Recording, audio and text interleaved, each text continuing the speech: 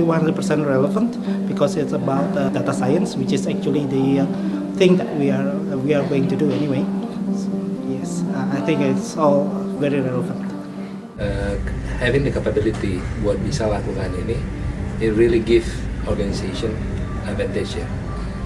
Advantage buat compete, buat improve, buat melakukan a lot of other things gitu. And the basic is you need to learn machine learning. Selama ini kami melakukan secara manual. Ternyata ada aplikasi ini yang sebenarnya data mentahnya kita bisa olah, ya kan, sehingga kita bisa membaca apa buat dalam satu model, sehingga kita dapat mengambil kesimpulan dan akan berguna untuk dalam melaksanakan strategi bisnis di tempat kami.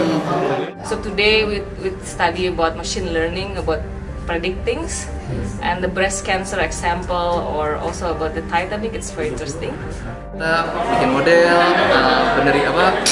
pre-processing data, udah ya emang sangat relevan karena emang kerjaan saya. From the business perspective, now I understand that machine learning is really going to be a very important thing in terms of understanding the data and getting the right output so that we can do some kind of a prediction and recommendation for the future of the Tingkatkan customers in terms of transaction and stuff like that.